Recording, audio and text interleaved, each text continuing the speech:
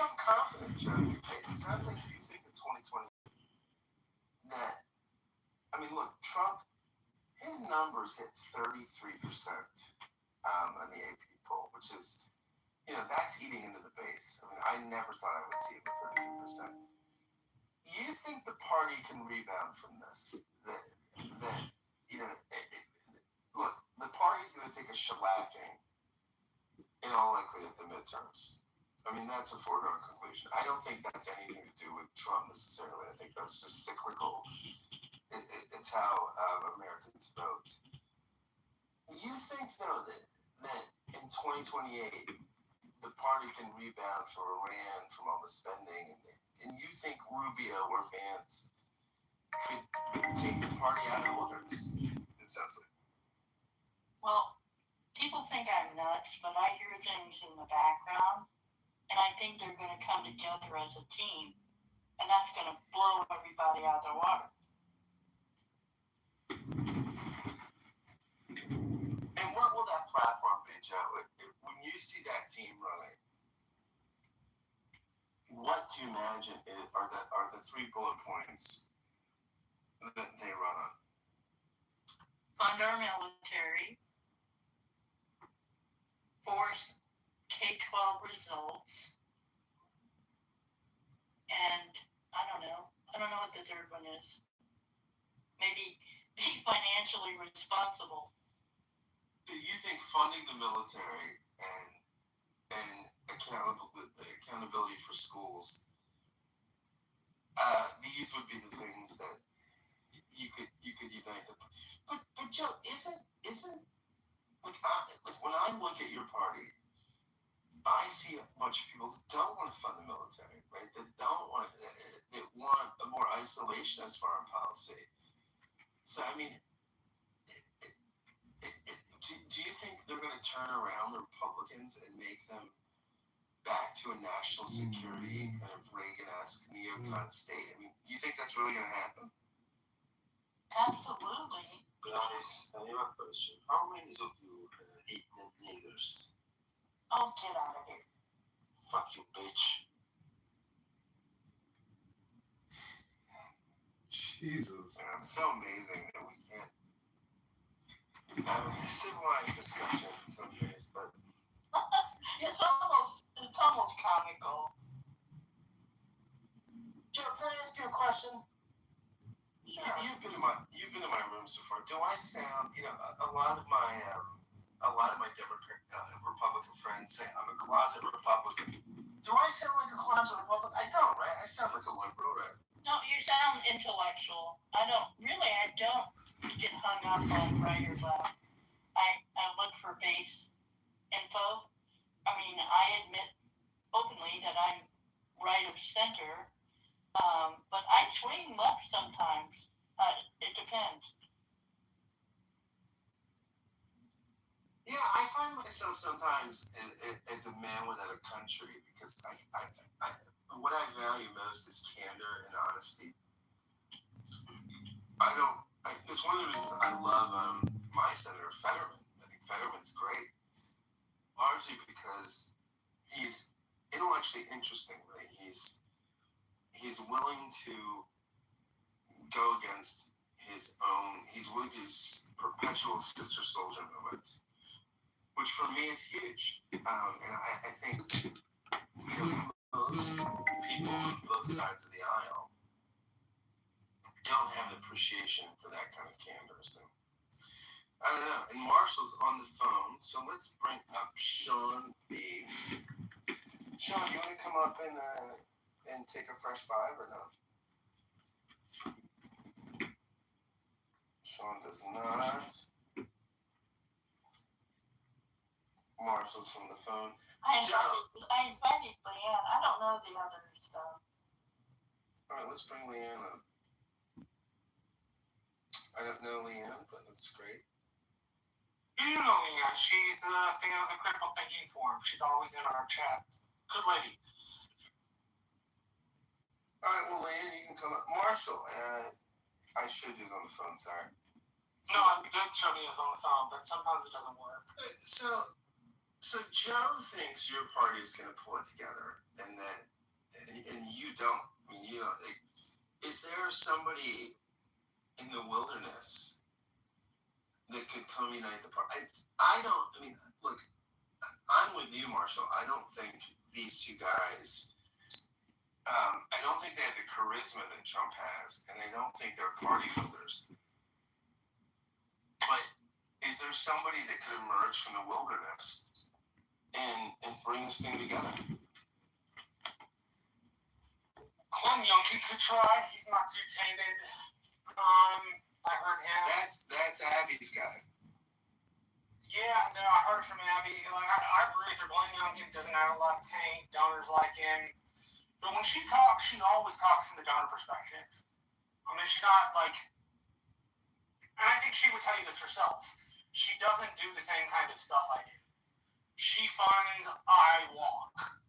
Right? Like, she's responsible for, like, getting the money that pays me to do the shit I'm doing currently. Right? So her take on the party is always kind of a top-line national take, which I don't happen to disagree with most of the time. It's just like she approaches it a little bit differently. What's up, James? How you doing? What is CTF? What's up?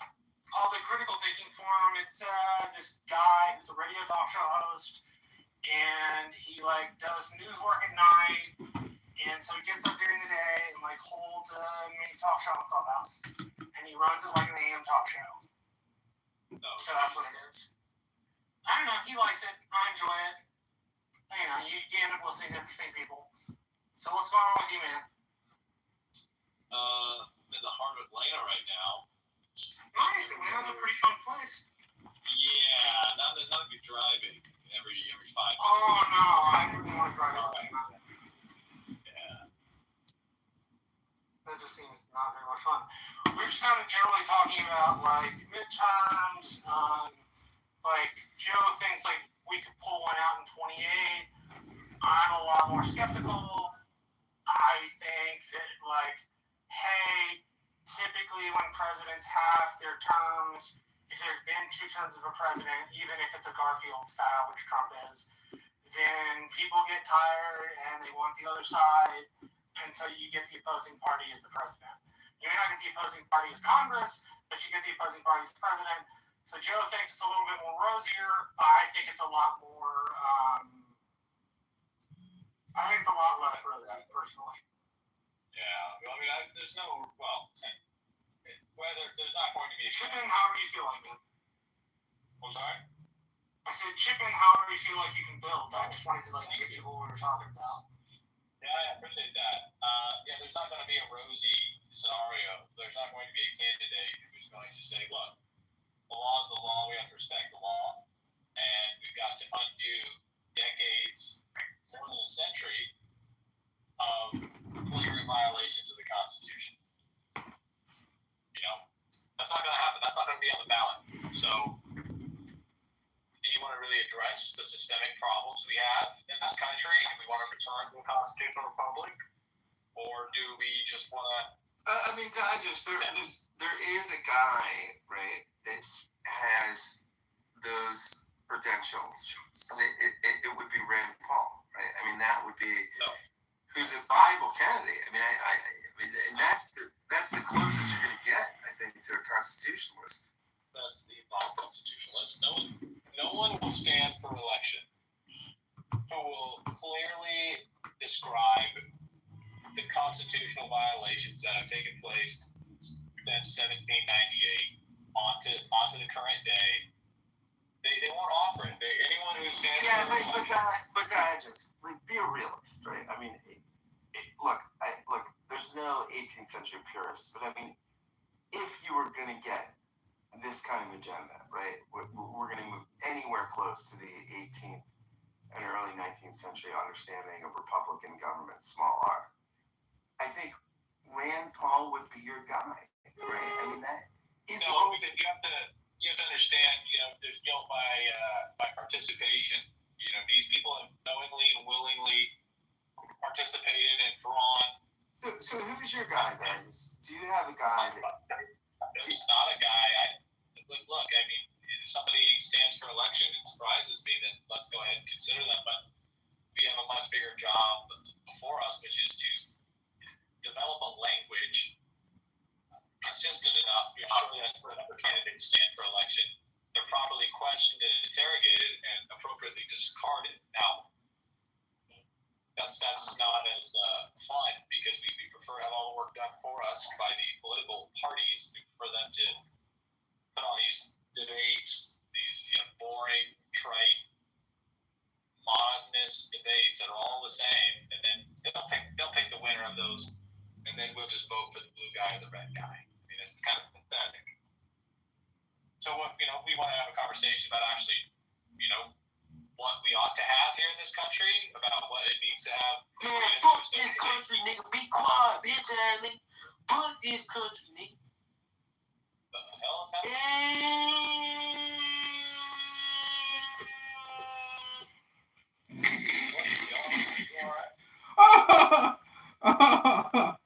We have a cantankerous room. Oh, P, shit. what's going on? P, JP, what are your thoughts on the issue? I don't know how you vote, but what is your hope for the country in 2028? I'd hope that you held a national convention. Based. Yeah. Yeah. And unfortunately, One question for you guys, because I'm not in the States. I'm an outside observer of the United States, but a scholar of it.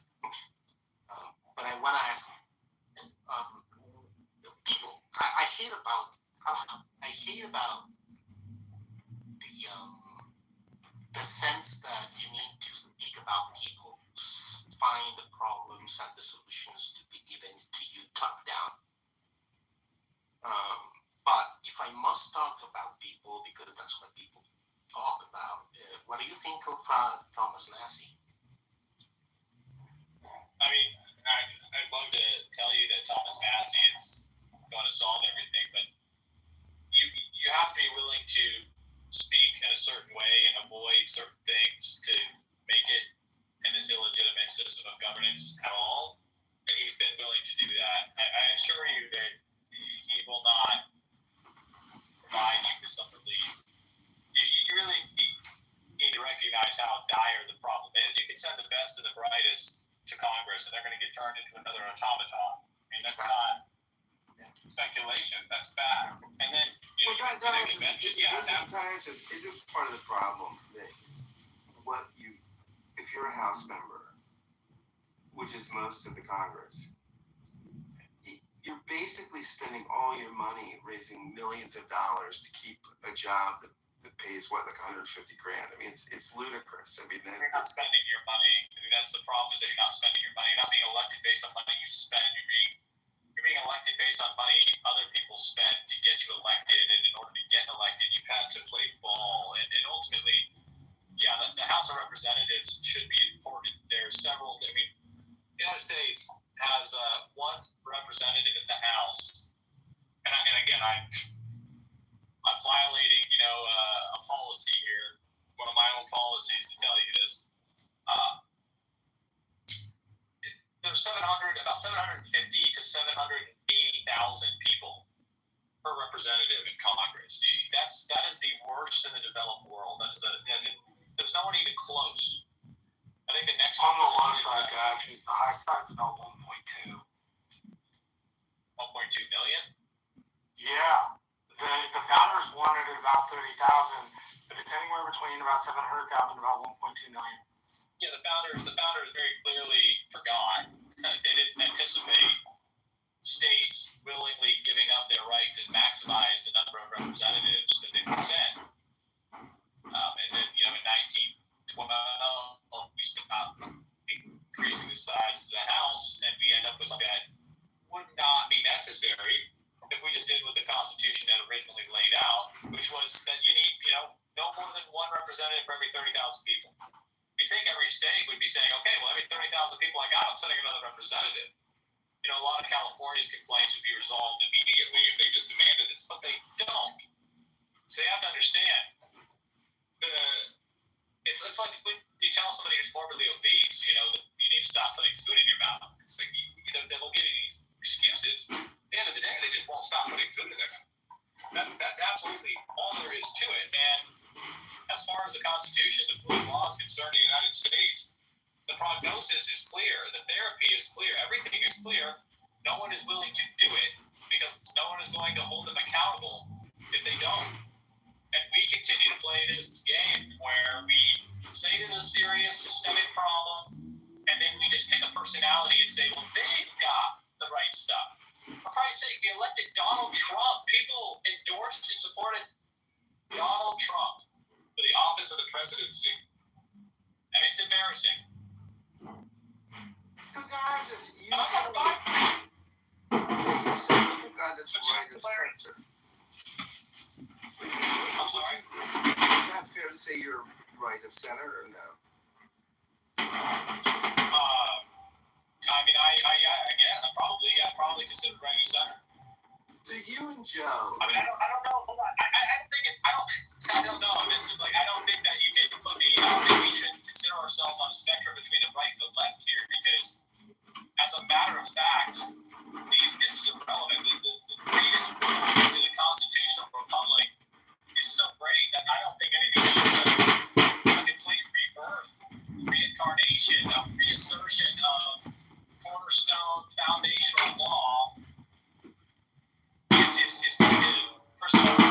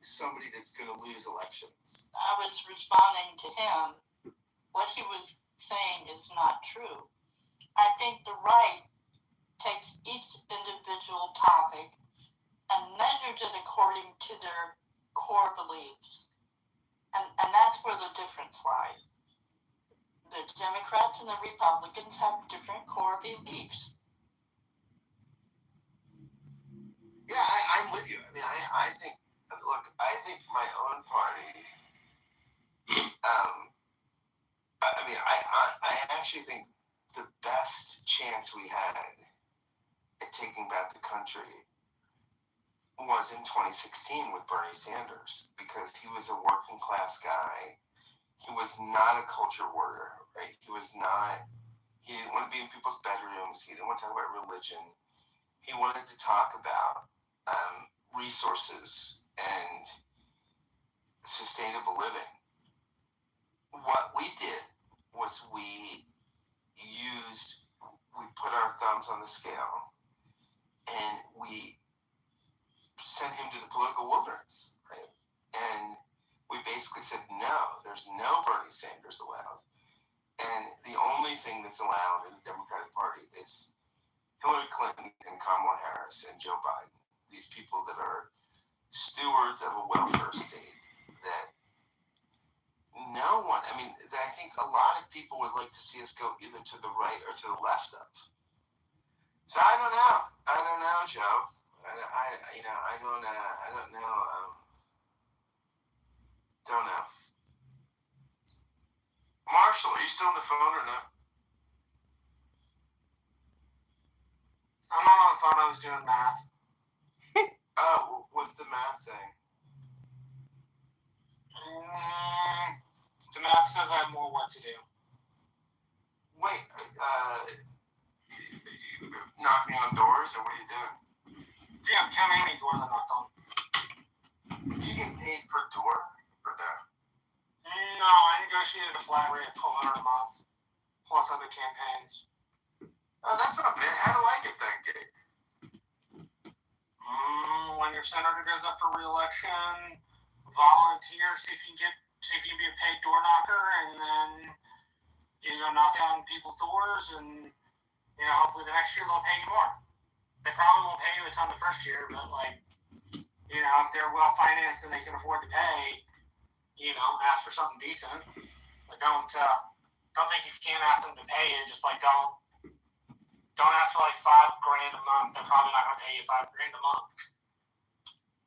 Door knocking's hard, though. It really is, Marshall. I hate it. But it's fun. I like it. Well, It's you a lot of have fun. to have a certain personality. I'd rather, That's true. coordinate people. I do the coordinating, but I like the knocking. It's fun. I think I like both. I mean, I'm a podcaster, and I like doing podcast interviews and things like that. So I like coordinating with leaders. But I'm kind of with Marshall. I mean, I like strangers. I mean, I find strangers really interesting. And I think you get an interesting perspective when you talk to a stranger. Although I'll tell you quite frankly, I'm not, I'm in Philly right now. I'm not talking to any strangers, but they're all around me, but I'm not talking to them. Simon, how are you? What are your thoughts on the state of the country? And do you have a political party? And where is your hope for the future of Western society?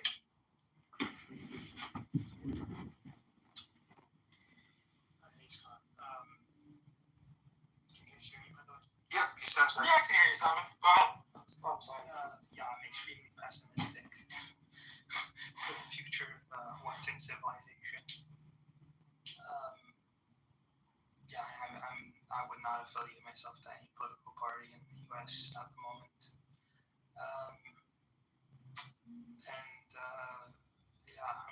I think there's huge, how do you say it? Strides that have to be made in order to reverse what's happening right now culturally. In favor of more, in favor of more freedom, and people have to have a proper understanding of what that looks like. Because I don't see a cultural trend in any positive direction at the moment in the U.S. Simon, that famous maxim, I would say, by Andrew Breitbart, that said, politics must bring from culture. Yeah. So if you want to influence politics, you go upstream or downstream.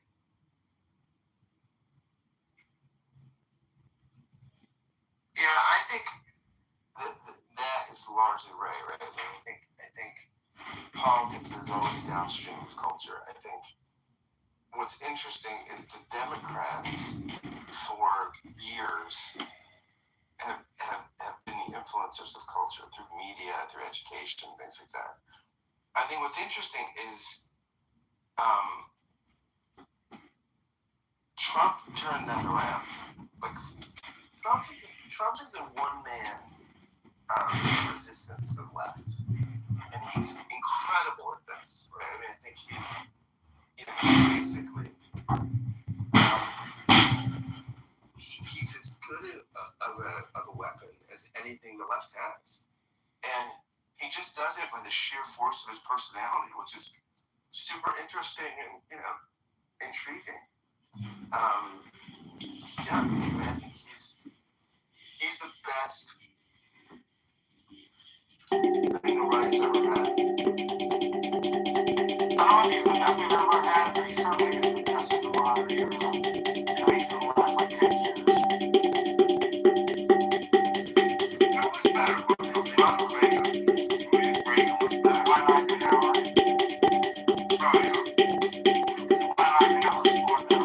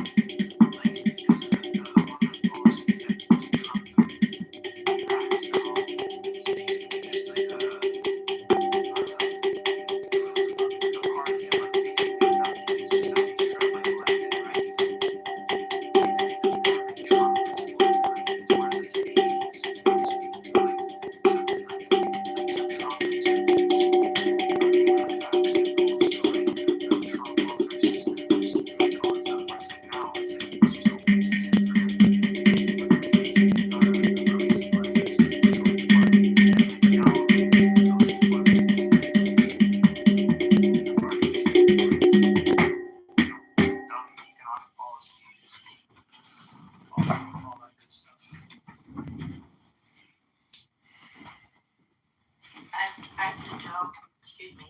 I'm finished eating. Sorry. Thank you for letting me speak, Scott. Joe, I'm a huge fan of yours. Come to any of my statements. I adore you. So, and I'm the only school choice kind of fan on Clubhouse. So. That's right. Bye, you guys. Benjamin, great to see you. Benjamin, look, my friend, I'm putting rooms. Oh yeah, you're opening a room. That's good. I was graduated from Clubhouse now. I'm now promoting my content and my new DVD, How to Survive in an Islamic Country. It's got all the things you need to know when an Islamic country comes to you, which it probably will come soon. Now, Benjamin, you're an interesting guy because I think you don't map very clearly politically. Yeah, no, I don't. No, on all your houses.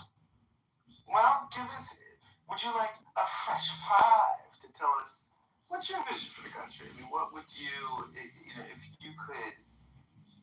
Oh, I have a pretty simplistic view of history. I see history as being largely a conflict between the Zoroastrians and the Islamicists.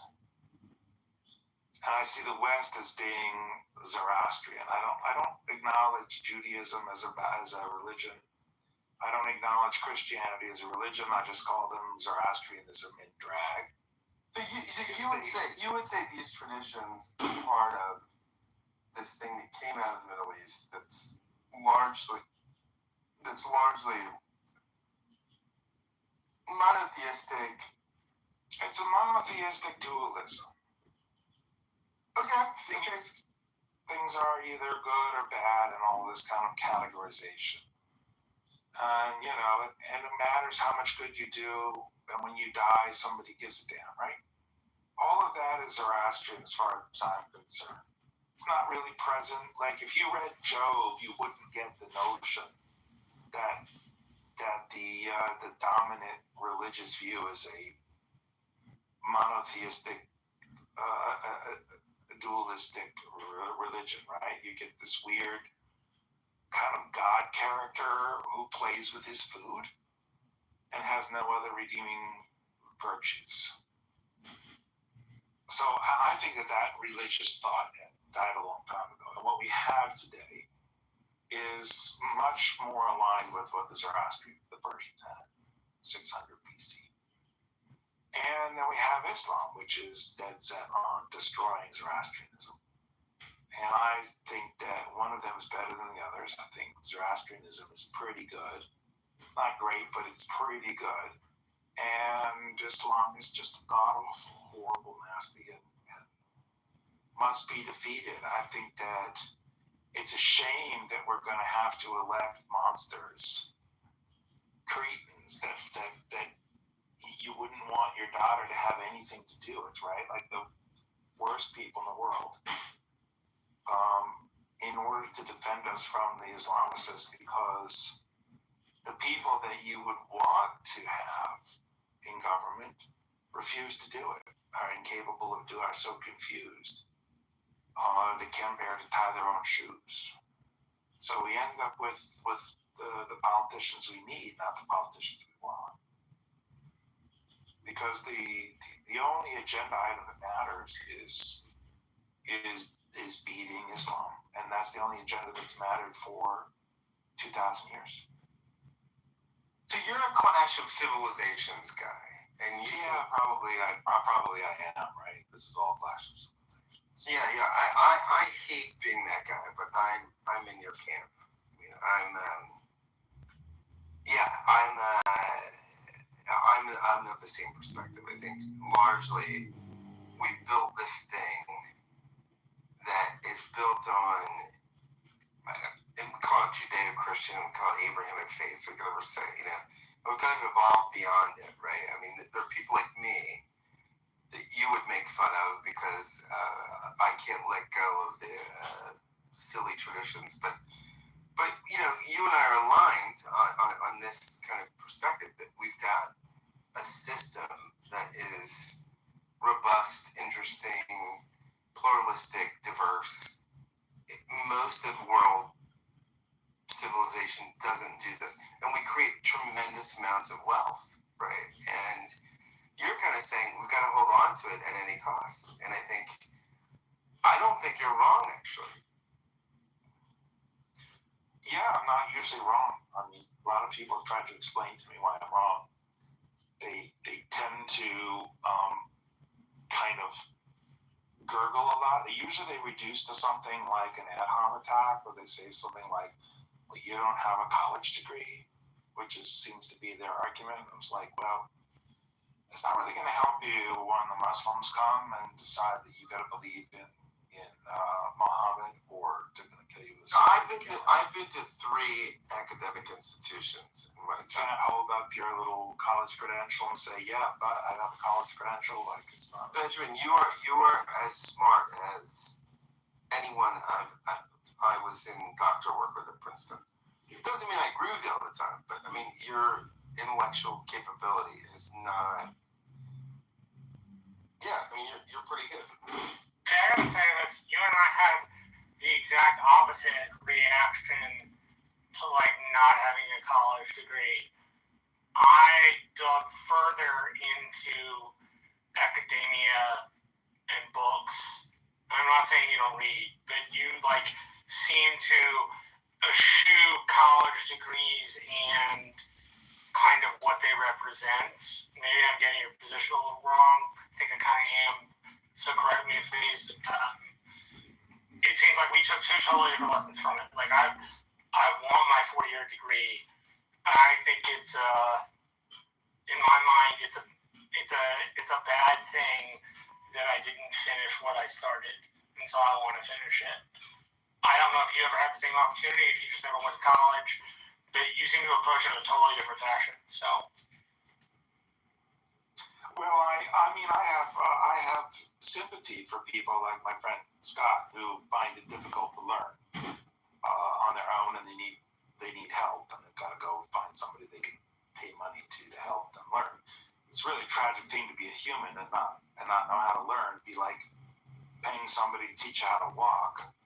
But whatever. I mean, I'm a generous soul. I don't judge. I was just hoping you would reflect on the difference between the two. I don't judge people for having to pay other people to help them learn. But look, I think there's a real problem with universities, which is they're sapping our economic vitality. And there's some good research that's come out and really pointed out that what happens is we take people who are kind of medium smart. I mean, smart people don't go to college, to be honest. I think Bill Gates is going to college. You think Mark Zuckerberg is going to spend more than 25 days in college? University is not for smart people. It's for people who want to be smart. Now, the second is the universities are taxing young people, and they're loading them up with debt. So they leave the university with $150,000 in debt, and that really curtails their options. So these people who should be going out and creating new businesses are instead going out and accepting kind of an old school job that they hate, and they sit in there and they rot, and they don't do the job very well. They're not very productive. They're not creating new opportunities, and they kind of have to do this because they're sitting on a debt that they can't pay. And so they just kind of like end up winding out, and then kind of like they're just kind of like their life ends. And they've actually categorized the amount of new businesses that are missing because we've created a debt-oriented educational, pseudo-educational system. So yeah, I think the pseudo-educational system is at this point harming our vitality, our families. It delays the formation of families. It delays the formation of businesses, and we need families and businesses far more than we need credentials. There's not much you can do with a credential. I don't know if you've ever tried to do anything with a credential, but they're pretty useless piece of paper. Exactly. There's a quote I read today by Carl Sagan that said, the most intelligent people are self-taught, even if they went to the university.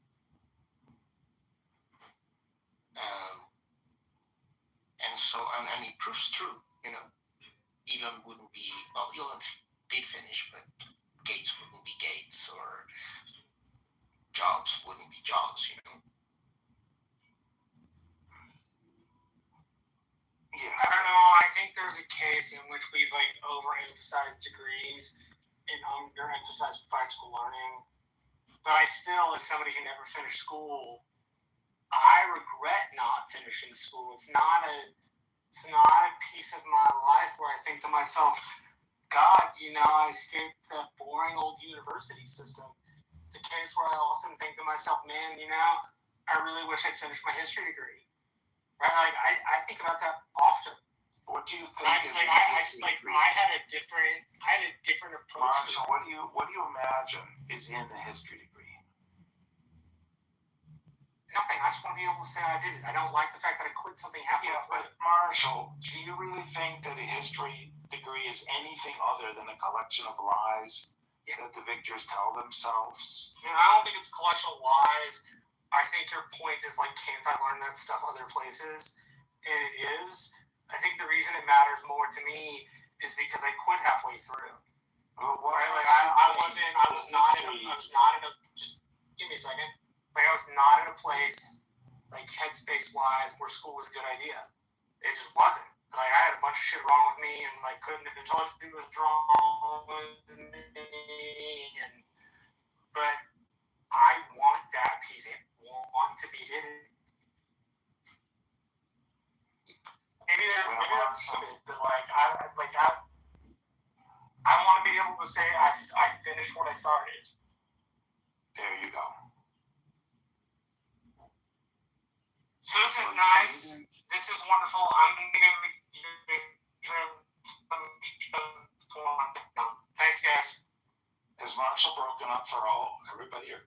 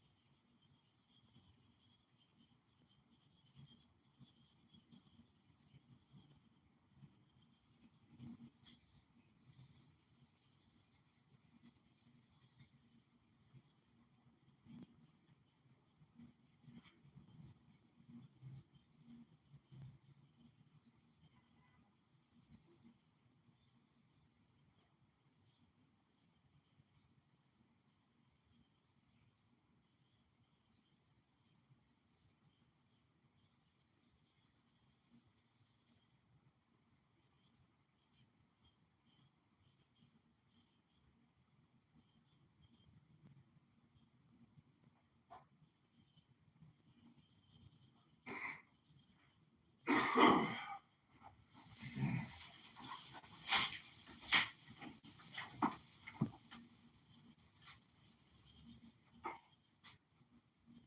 woman who I've many years after reading my Substack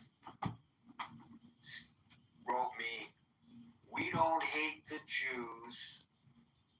We just hate the Zionists and the criminal country of Israel." Okay, that's a point of view. And then she went on and on and on, sending me message after message after message, which proves, I put that in quotation marks, that Jews are liars. See, if you're born a Jew, you're a liar. So right there we see that claiming that you're not anti-Semitic, you're just anti-Zionist or anti-Israel, isn't going to cut it any longer. Coming out from behind that facade and letting us know. Okay, so with that introduction, I'm going to start calling people in the order in which I see them, and I will be bringing people up from the stage one at a time. From the audience to the stage one at a time. And today I begin with Alan, followed by Howard. Thank you, Gary. My prayer will be after you, after I read your article. And I think it's a time everybody has started speaking against these nonsense and these haters, which they call you and every single. It's the excuse they come up with. They're trying to justify the criminal act one way or another. And no matter in what way. This is just stupid. I just disagree with the Zionism and the state of Israel, but I beat the hell out of the poor Jewish guy going to Sandown in California. Can you see there is no connection in between other than propaganda, and these people grow up with the hate against the Jewish people and so forth and so on. If you look at my picture, I can translate the Persian writing on the picture on my nickname. There's a stupid idiot reporter of Germany, middle of nowhere, and asked Reza Shah II, "Are you the Mossad agent?" And look at the profound answer he gave. He says, "No, I'm not. But while you and your government were burning the Jewish people in the oven, my grandfather harbored them and helped them to the best he could." Out of nowhere, he comes in, try to use this propaganda and hate just automatically to turn the focus to the hate Reza Shah II. That's all there is to it. If they connected to him, automatically they believe in the rest of the world's gonna hate him. they did that with his father, they couldn't. They wouldn't shred the evidence he had anything with Jewish. I grew up with Jewish. I grew up with Christian Armenian. They were freely walking around. There was no sign of anything. But you want to take care of probably 60-70% of this, get rid of the cause of it. And it is the regime of Iran. They came to the power with this, but actually, I'm going to start saying exactly what the Iranians say it from inside Iran. The Islamic regime of Jimmy Carter, and you cannot deny that. You cannot pass it on. You cannot do anything. That's the 100%. But enough is enough. I think the whole human race, they need to stand up with this nonsense. Every time I hear some poor Jewish guy, for one reason or another, he got hurt, it breaks my heart. Because I believe in my heart, human are the same organs of one body. If one organ gets hurt, the rest are gonna be hurt. There's no other thing to go to it. But when you raise the kids, they go and they put the bomb in their belt and blow themselves up in the bazaar. There gotta be something wrong in those things. All you hear is poor Palestinian. Your heart is bleeding for Palestinian.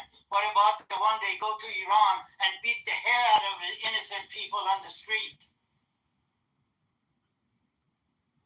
My nephew, she was 12 years old when he says, Uncle, these people don't speak Farsi. They don't understand. All they have these baton in their hand and they beat the hell out of individual. And then where they come from? Palestine.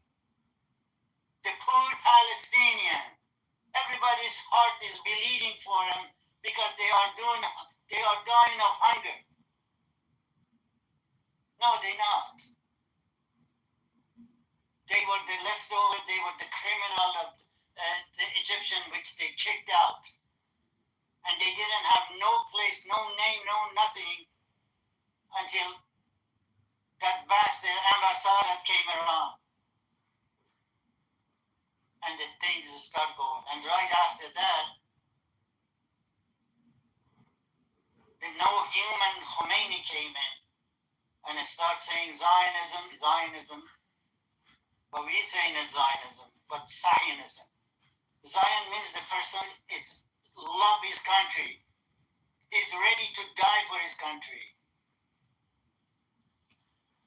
Those 14, 15, 16, 17, 20 years old Jewish people, they joined the IDF by heart to defend their own country. Back to you, Gary. But people need to start talking. So thank you very They much. start going exactly the same. So thank you, Alan. You're absolutely right that in modern Iran, there was an affinity between the actual body politic of the country by this regime. And it is also true, you're absolutely right, that they are the greatest exporter of terrorism in the world. And their number one targets are not just Israelis and Israel, but Jews. However, I just want to point out that when you're Jewish, you have to have your head on a swivel because it's not just coming from these Islamic extremists that are running the regime in Iran. It's coming from the far left and it's coming from the far right. And some of the comments that I'm getting as a result of my postings are indicative of commentary that's coming from people who are not necessarily Muslims or not necessarily Palestinians, but who just hate Jews, and they're using these conflicts as an excuse to go after Jewish people. And so that's the problem that the Jewish community faces. You have this organized, state-sponsored organized terrorism coming from one direction, and you have organized hatred coming from the far left, and you have organized hatred coming from the far right, and it's very hard. I mean, we have to seek in this country, as we discussed yesterday, and in the world, some moderation and some middle ground, because people look, and I truly believe what that minister said, Lutheran minister said during the Holocaust. You know, everybody kept quiet when they came after the Jews, and then when they kept quiet when they came after the Gypsies, and when they came after this one and that one. And then he said, and then when they came after me, there was nobody to speak up. That's a paraphrasing, but I think it was a very powerful comment that he made. And I think we have to be cautious that history not repeat itself. When people are suggesting gas ovens for the Jews, because allegedly because of what Israel is doing, whether you agree with them or not, is just absolutely indicative. And if they feel comfortable saying this out loud, not just in their little man caves or in their neighborhood pubs or whatever, now we've got a problem. Thank you for that, Alan. Howard, followed by Marshall. Thanks, Gary, and Alan, thanks for sharing your perspective. Gary, unfortunately, I don't really have any good things to add. I mean, this is an extremely serious issue that's festering. It's continuing to grow. Just to connect, a couple days ago on this stage, we were talking about the events that happened over the weekend with the correspondence dinner. You had someone on the stage who firmly believed like it was the Democrats calling for the president's assassination, and that person revealed, well, that's what they're seeing on their social media. They believe it. And Marshall said, yeah, it's an algorithm. I don't want to put words in Marshall's mouth, but essentially Marshall was saying people get influenced by the algorithms, and I know today's social media is definitely not helping the cause. I know recently I have a person that I know very closely that is involved with a pretty big summer camp at a JCC in the country, and they've made the decision this summer, they're going to have over 300 campers at one time, that they are not going to do any off-site field trips, no trips to the zoo, to the park, to a lake. They're keeping everything on the premises because of concerns about violence and the rise in anti-Semitism. And the last thing I'd like to add, Gary, is the thing I'm most concerned about, and especially when I think about my daughter and call it the next generation, that similar to what's happened, as one example, with school shootings, whether it was Columbine or what happened Parkland down in Florida. My other concern is with this rise in anti-Semitism, I think generally speaking, and it could be because of the way our habits are forming with our news cycles, there's a growing desensitization to it. That it's like, oh, it's not, it's like, it's another one. Like, it's not as big of a deal as the shocking and the horror of the actual event in isolation is. And then, Gary, there's one thing I will disagree with you on, because I see it personally in my interactions. You're saying the anti-Semitism, it's either far left or far right. There's growing anti-Semitism straight in the middle. Just people have views and attitudes based on current events. And I've come across people who actually are sharing their anti-Semitic viewpoints, and they're not radically on the left or on the right. They're basically what I would just call someone who's a citizen in the middle. And with that, Gary, I'll crash Skyland right now. So that last observation is accurate, and I'm not disputing it. It's even worse. Having your head on a swivel is not enough. You got to look straight ahead. And I think your descriptive analysis of what's going on with the summer camp. Can you imagine any other group getting together? A group of whatever it is that brings them all together. Another religious group having a summer camp, as many do. And you can't take the children to the zoo or the museum for fear of being attacked just because you are a member of a certain faith. Is that happening to any other faith group in the United States? I don't think so. And again, just because you're born into a faith doesn't mean you have anything to do with the decisions of Israel. And I'm not here to argue for or against Israeli policy. That's not my point. It's okay to criticize the Israeli government, and it's okay to support the Israeli government. It's not okay to intimidate and attack Jewish people because of what the Israeli government does. And yet, it happens with a degree of impunity in our nation. And not enough people are standing up to it. That includes Jews. We need to be tougher. But that's another story. Thank you, Howard. Marshall, followed by Scott.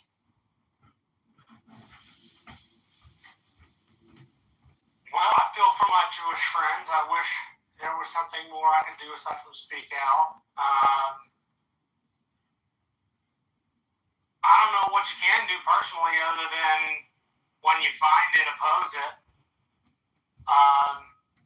Participate if your local synagogue needs something, like help out. I don't know. Hating black people and hating Jews seem to be two of the oldest kind of hatreds in the world.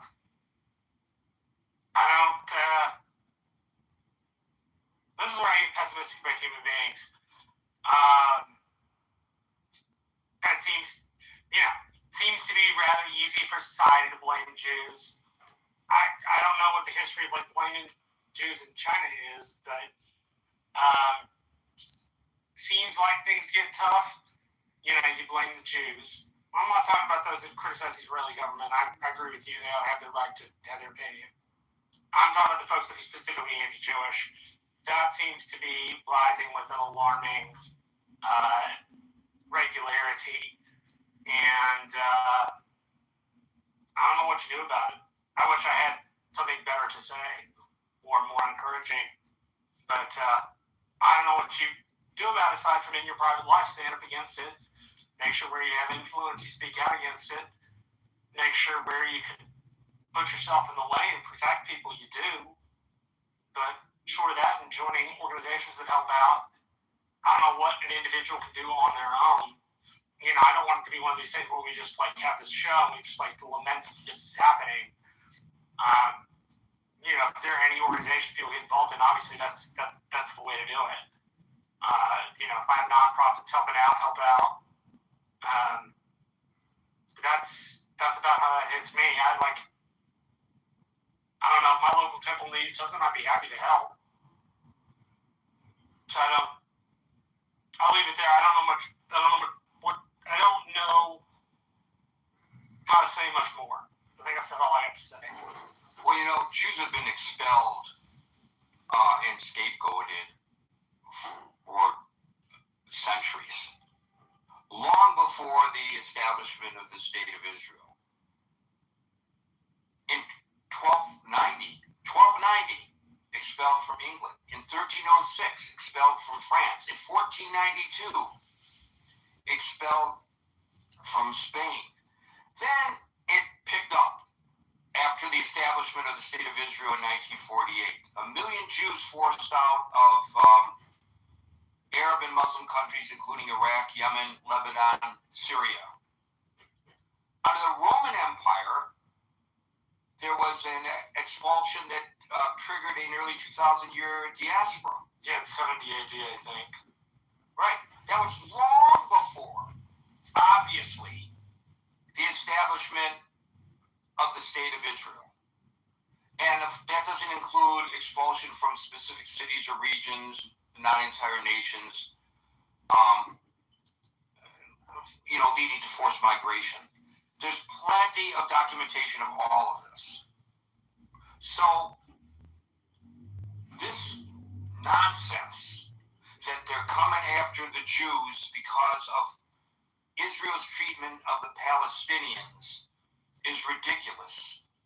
If it weren't the Palestinians, it would be another reason. I mean, previously it was they controlled the finances, or they control the media. Like I said, seems to be like it's one of the oldest hatreds in the Western world. Right. And there's no history of the Jewish people rising up against their neighbors. So, one might argue with Israel, but one could also argue that this is in response to attacks on Israel, just like any other nation state might do. But there's, and historically the Jews did not get together and go massacre populations. And the number of Jews in the world is so minuscule. There's like 16 million people, something like that. I would have to look up the latest figures on it. It's 15 million, yeah.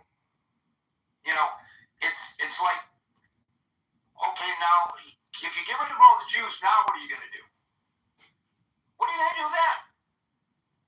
Who are you going to turn your hatred to then? Or are you going to be living in some kind of utopian world? Oh my God, the world suddenly got better. By the way, when it comes to the state of Israel, people who hate the state of Israel think it should be wiped off the map. Ought to look at all the contributions Israelis have made to society in the medical field and the technology field. We wouldn't be talking on our iPhones right now if it weren't for what the Israelis developed. Others are building the iPhone, but it was the Israelis who developed it. We wouldn't be using our car navigation. We wouldn't have, maybe eventually somebody else would have come up with it, but we wouldn't have pacemakers and so many other things. Good reason to get rid of the Israelis and the Jews for their contributions. It's, as Mr. Spock would say to Captain Kirk, illogical. Scott, followed by Dave. Gary, you're killing me with the Spock reference. By the way, both Jews, Shatner and Leonard Nimoy were both Jews. But and I'm a huge Star Trek guy. If you turn down the volume on Wrath of Khan, I can say all the words. I would say where the anti-Semitism is rooted is in Genesis 37. If you look at it. So, Joseph saves the people of Egypt and saves the whole world through his storehousing of grain. And the Pharaoh says in that chapter of the Bible, your people can be where, we owe you. But you can only be in Dothan because people hate shepherds. I mean, the Egyptians just hate shepherds.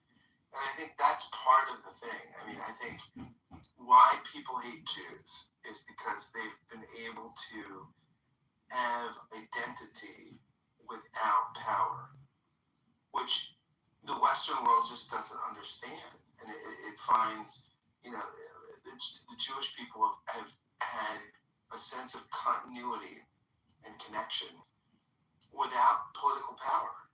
And sometimes they've had some influence, and sometimes they haven't.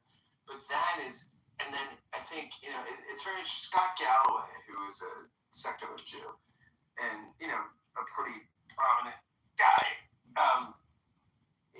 in public discourse, his argument was we're just not comfortable with Jews waging war the way Gentiles do. So we would have been comfortable with a defensive war or something, right? Which no one fights, right? Everybody fights asymmetrically. If you have the advantage, you press it and you force it. Just what everybody does. But we're not comfortable when Jews do it. And it goes back to Genesis 37 on the fact that Jews are shepherds. And, what is Israel? What is Egypt? Egypt is not a shepherd. They're a manufacturing sort of agrarian mega power. And that's just not how Israel has survived. And we're just fundamentally, we don't like it. We just fundamentally don't like it. I mean, in the West, the anti-Semitism is so deep in our bones, which I think if we could admit it, that would be great. We could, admitting racism, admitting anti-Semitism, admitting, it's just so hard to do. So yeah, I don't know. But I think they're the best liberal democracy in the region, and if I could go volunteer for the IDF, I would do it, but can't do it now. But thanks for the room, Gary. Thank you, Scott. Dave, followed by Perusian. So since Scott talked about Bible, I would try to explain your observation that why there's anti-Semitic coming from the far left, far right, as well as the center. It all dates back to 70 AD when Jews are distributed throughout the whole world. And so it's clearly stated in the Old Testament, which Scott say, but not the chapter that he's talking about, but Ezekiel 30, that one day God will bring Jews from all corners back to the land of Israel. And so that is written in Old Testament. And so for the Christian early church, when they look at it, land of Israel, bringing back land of Israel, Jews already disappeared all over the world. How should we deal with this controversy? How should the Christian deal with it? So what they do is they come up with a theology that is totally contradictory to the Old Testament, and this lasted 1,900 years into the total 2.5 billion Christian, except those Christians in the red state of the United States. That is how bad the situation, the deep-rooted hate of Christians toward the Jews. Because of this failure to have faith in what is written in Old Testament, and this problem lasted 1,900 years. And after the independence of Israel in 1948, the Pope had to struggle with this. What should we do? Now, the Bible in the Old Testament actually is coming to the truth. And so the Pope in Vatican struggled for another 17 years before finally a Pope said, we have to start recognize there is a physical Israel. But in 2026, if you speak to Catholics from South America, from those swing states, from Europe and other part of the world, there's no physical Israel. It's contradiction. It's church replacing physical Israel. And this is why you have young Catholics like Candice Orban, all this shouting about anti-Semitic and so on. So that is the foundation, right? And then for the left is that after the exile of the Jews in 70 AD, then came Islam about 600 years later, and they say, look, the church is against the Jews, so shall we. And so there came the Quran, you have to kill Jews. And so this explains the far left, right? You have Hassan Piker, right? That the Democrat is endorsing him. He's the #1 Democrat Party representative of anti-Zionist. And anti-Zionist is a bullshit of another word of anti-Semitic, right? So Hassan Piker is the loudest noise now in the left of the Democrat. And because of this and other factor, you have recently Alan Dershowitz, Schwervik, it's very hard to pronounce his name, right? He has been Democrat since 14 years old, and now he's close to 80 years old, and he publicly announced, from now on, I'm a Democrat. I can't take any more bullshit coming from Democrats, which is totally anti-Zionist, anti-Semitic, right? So, but why are we seeing the rise of threat level in UK? It's all coming from the mother of propaganda machine, which is since 1979, the Iranian Murad IRGC regime, like Aaron said. These are the propaganda machine behind pro-Palestine. Why? People who support pro-Palestine, they don't see the connection. Where these people get the money from? The mother of tentacle, which is Murad IRGC regime. This funded a lot of this propaganda machine. So much that if you are in the center of US, because of YouTube algorithm, you're bound to get all this anti-Semitic narrative. The question is why now? Because Trump is putting so much pressure on Iran, Murad and IRGC regime now. It's all who blink first in order for the Iran, Murad, IRGC regime. Wait, that explains the uptick of Jew hatred in both the UK and the United States? Yeah, because they have to quickly, the whole ideology of Murad IRGC regime is to bring down the whole world. And I grant you they influence it, but I doubt the majority of Jew hatred in the United States is coming from the country of Iran. Let me explain. Okay. So the whole idea is the Murad regime promotes end time of Islamic war, right? And this end time of Islamic war it involves shooting missiles to the Gulf state. And so the Muslims say, my God, we are in the end war. So we have to start killing Jews. Otherwise, by the time we reach the judgment day, we have to be peaceful. Unfortunately, a lot of the attacks on the Jews, probably most of the attacks on the Jews in the United States, I won't say this is true for Europe. It's not coming from the Muslims. All of this organized nonsense that occurred on the college campuses did not come from the Muslims. It came from the far left. So I think you speak too much in absolutes on this issue, David. So, for example, you said a moment ago that the Democratic Party is entirely anti-Semitic. And I think even you know that that's hyperbole on your part. Hakeem Jeffries, Cory Booker, Richie Torres, Dan Goldman, who is Jewish, these are just off the top of my head. They've been vocal supporters of Israel in combating anti-Semitism.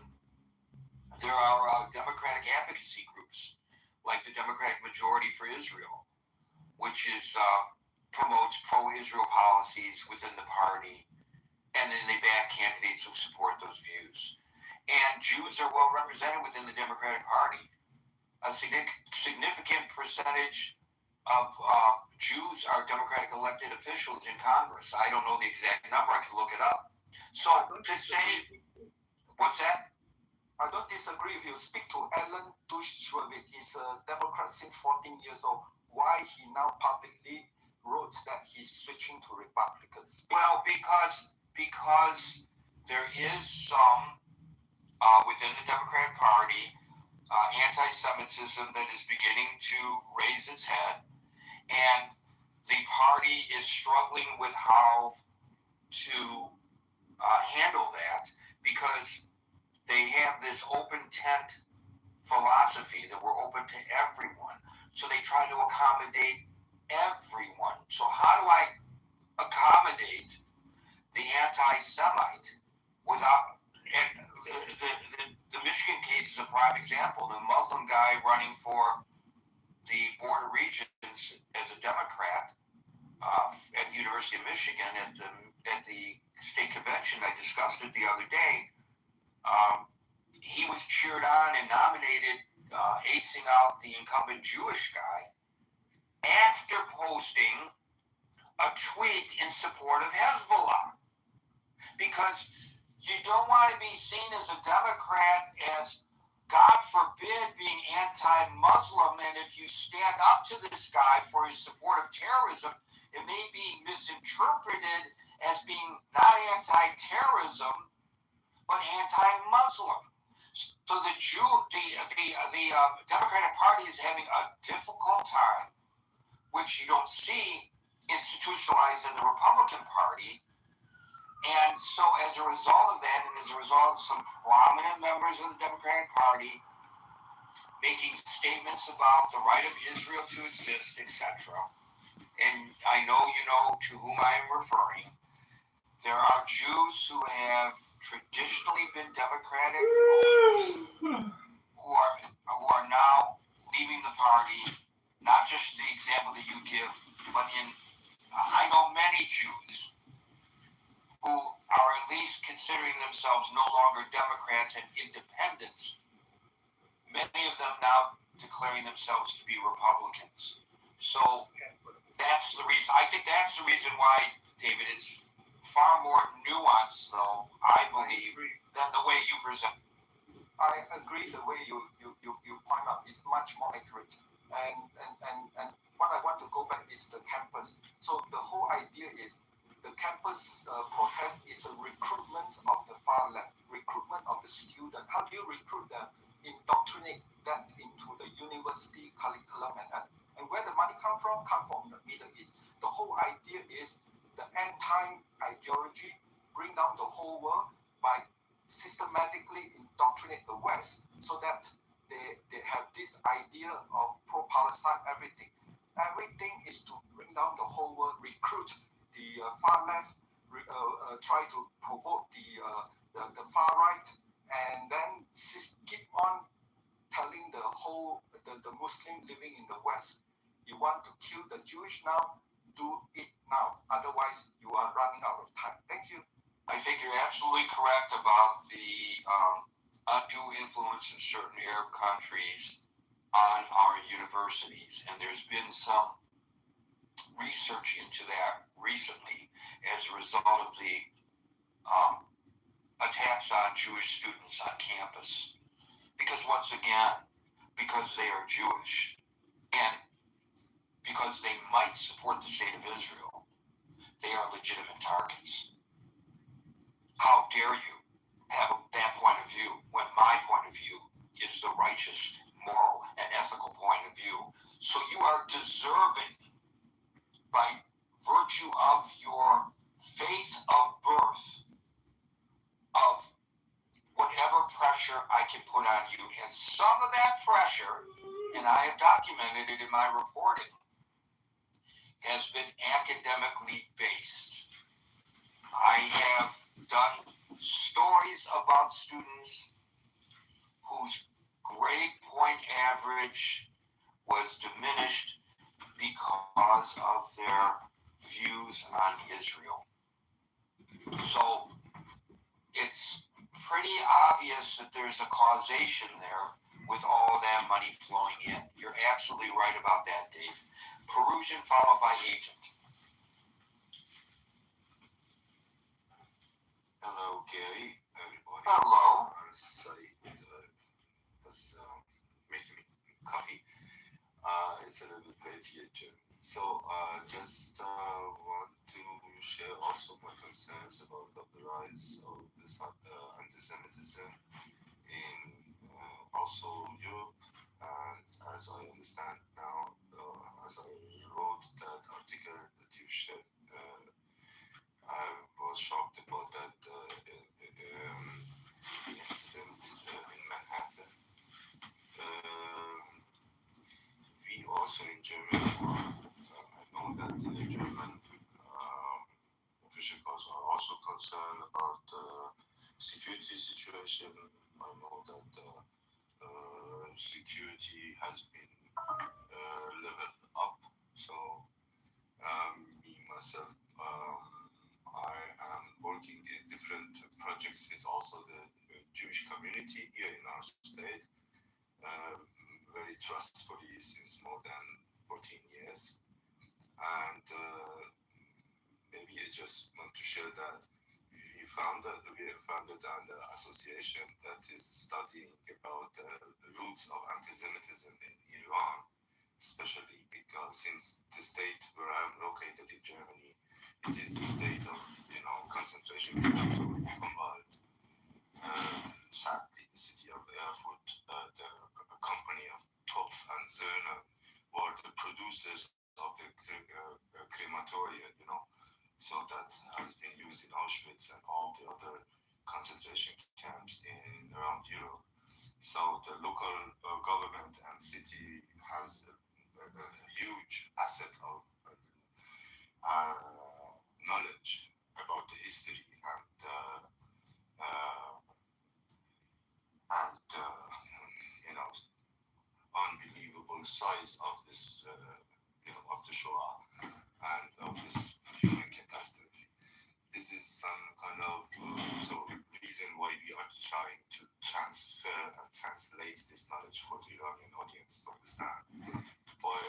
During our study, we found out that really anti-Semitism in Iran is the biggest part is a modern phenomenon.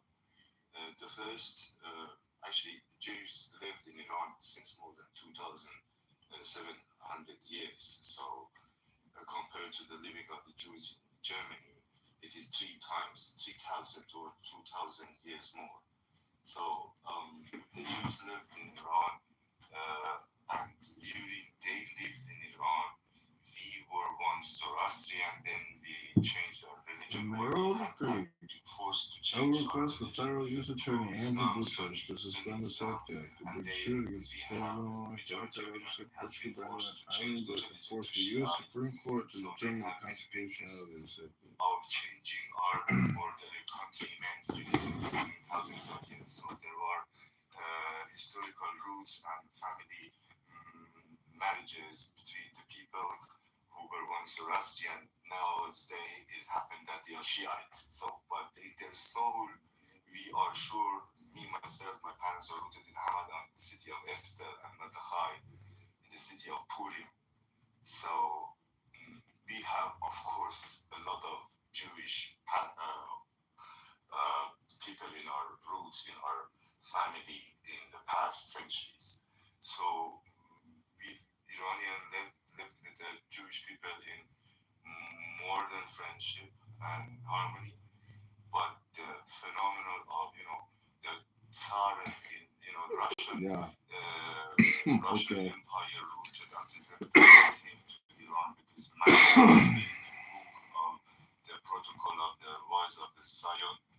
It was a propaganda book that sometimes sadly is still discussed in some came out of Russia originally. Exactly. This is the first wave of anti-Semitism in Iran in the modern history. Cities of Tabriz, Urumia, Hamadan, Kermanshah, their elites, those who could, the sons of or the people who could send their sons and daughters to study foreign languages, they came to touch with that madness book. And Good evening, the I'm John. second wave is the German-rooted anti-Semitism that was huge. The Germans came to Iran and told them fairy tales like we are Aryan people. At the same time, we found out here in concentration camp of Buchenwald, Samuel Hushmand, an Iranian doctor who has had his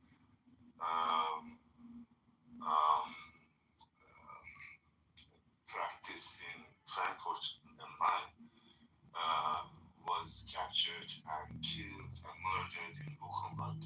Two other Iranian people, we have found out their names and we have every information about them. And we are studying about it and translating the information for the Iranian audience, and open online information. So just want to land my point.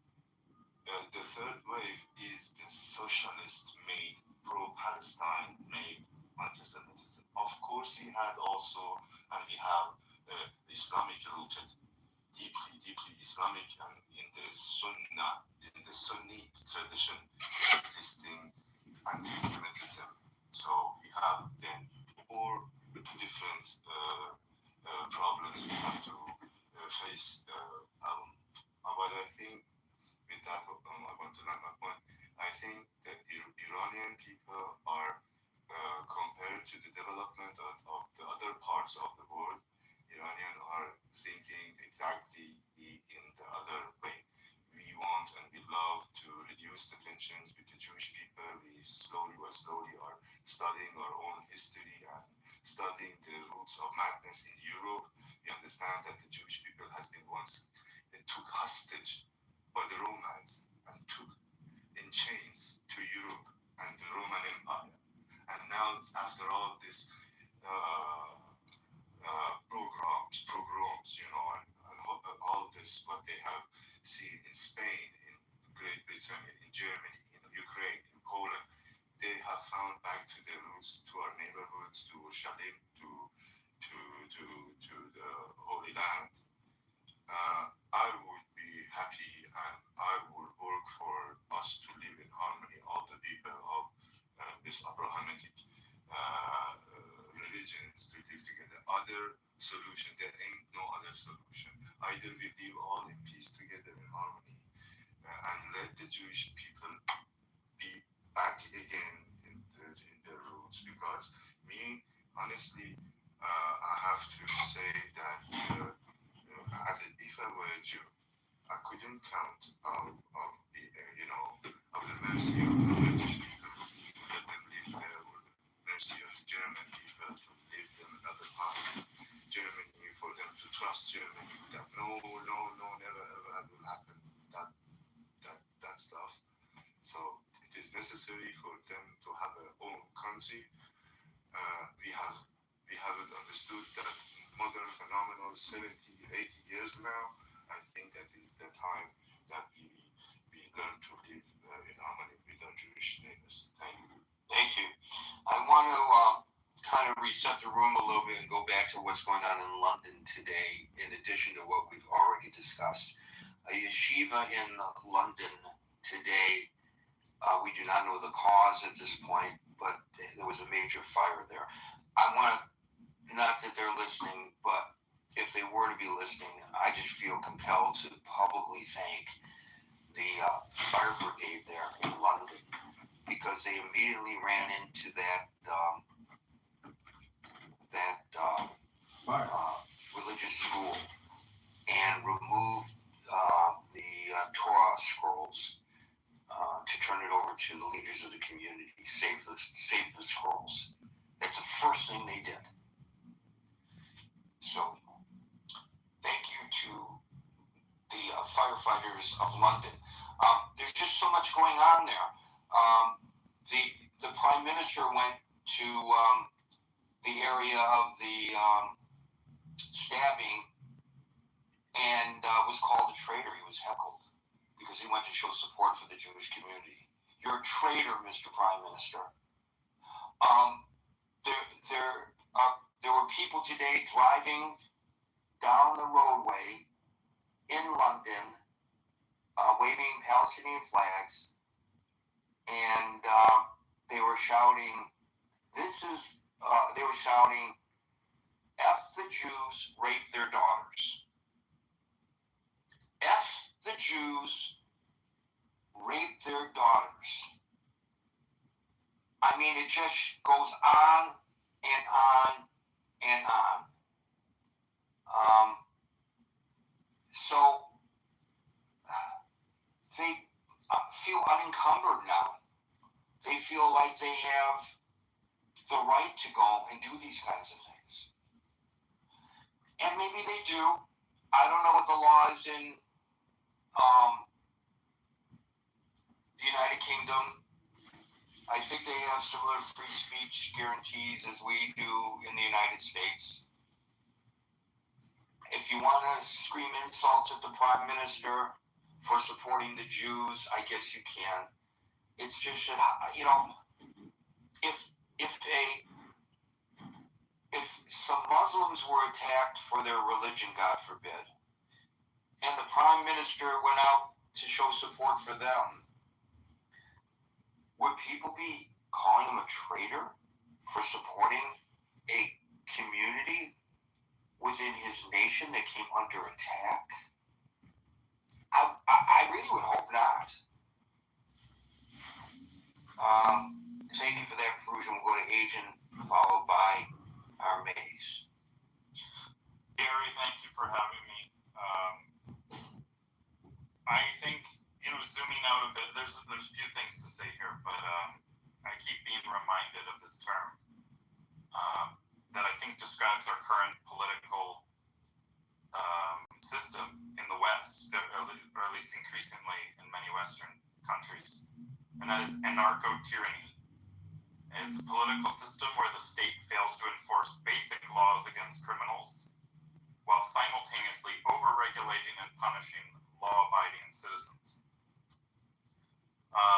The other day, for instance, I was in California and my car was broken into. All of my things were stolen. My IDs, my computers, a huge amount of my life, my work computers, everything. I could even see a lot of it moving on the air tags and stuff, but the local defunded police agency is in a highly defensive posture. They said when all the things were settled and whatever, they could maybe send a police escort for me to go and confront my if I could go collect my things, and they'd maybe send someone to accompany me. Okay, so what does that have to do with today's? I'm sure there's a correlation. I mean, it's just top of mind for me. I'm not trying to make it about me and my situation, but I think it relates to this concept that we are not focusing on the basic things that are going to keep people safe in society. People are more concerned with defending the status of, they're more concerned with not offending people by public officials, for instance, or by people with high status in society, rather than actually protecting the citizens and the population. And I think Jews, as many people talked about earlier, become a particular target for hate and for just victimization from a lot of different people.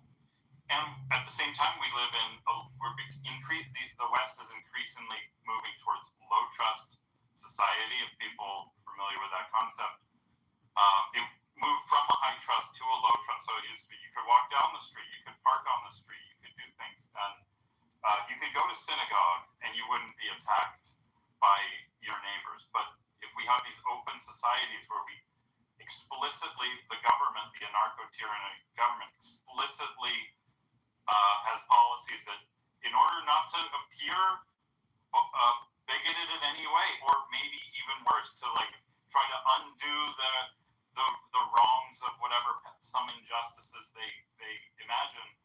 Well, we're going to let in people en masse, and maybe even not in an orderly and legal way, that we know, if we actually are honest with ourselves, and they tell us very openly that they will explicitly target people like Jews, and they want to wipe Jews out, and Jews are their enemy, back to their holy books and everything. But no, that would be wrong to treat people, to collectively judge, millions of people entering from different parts of the world by those types of standards. That would be contrary to the liberal values of individualism and freedom and equality and all these things. So of course we would not take that into account. And we treat everyone, and then when the synagogues get attacked, and when Jews are murdered in the streets and so forth, it's like, oh, this is terrible. Oh, anti-Semitic. We won't even say who's doing it, because that would be wrong to name, people by a group. But it's just we'll just doing it. We'll overgeneralize it to the whole population, and just say, oh, anti-Semitism. Well, yeah, but that's because both sides of the aisle have a problem with it. The left's got a problem with it, and the far right has a problem with it. It's both ends of our society. I I can guarantee you I'm not part of those groups. Bro, I'm a moderate Republican and I'm not part of that stat. My point was it infects both sides. It's a hatred that's universal. I don't know. It's not universal. It's not universal, Marshall. It's not universal. Thank you. I'm done speaking.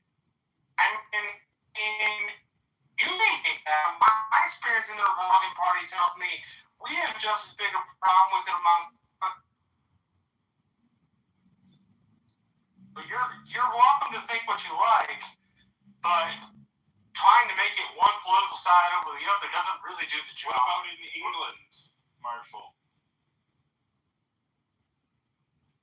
In England, I don't know whether it's one side or not. From talking to my English friends, I get the feeling that a lot of them are Palestinian supporting. I don't get. Map on your political party thing onto this, and I'm not even talking about political parties. Okay, thank you, Marshall and Agent. We'll go to our Mays, followed by Les. Thank you, Gary. Good evening, good afternoon, everyone, or good morning. This is really sad. I don't like to hear that kind of stuff where Jewish people or any other group is being attacked, right? Or the threats of attack. I'm always making references to Mexico, and we have a huge community, a Jewish community here in Mexico City, and we don't have problems like that. We have Claudia Sheinbaum, right? And Gary earlier was talking about how Jewish attorneys were protecting Black Americans when no one else would protect them. Maybe it's time for the Jewish community and the Latino community or Hispanic community, in particular the Mexicans, that we unite, that we come together. Thank you for the mic, Gary. Well, I did my part. I heard a Mexican woman that if that helps you with your project, your Maze. Les versus Les, followed by Andrew. So anti-Semitism coming from the Middle East is as old as Islam. Muhammad wiped out large swaths of Jews in Arabia because they didn't accept his religion, and that continued. The Grand Imam of Jerusalem during World War II met with Adolf Hitler and asked that they deport the Jews. And Hitler was not ready to take them. He said in due time. But they were rearing to go. And, if these guys in Britain don't want to live among British Jews, maybe they should leave Britain. Thank you. Thank you, Les. Andrew, you're up.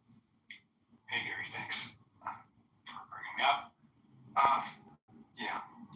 I would say, there's a variety of things that are contributing to this. Of course, we know social media is.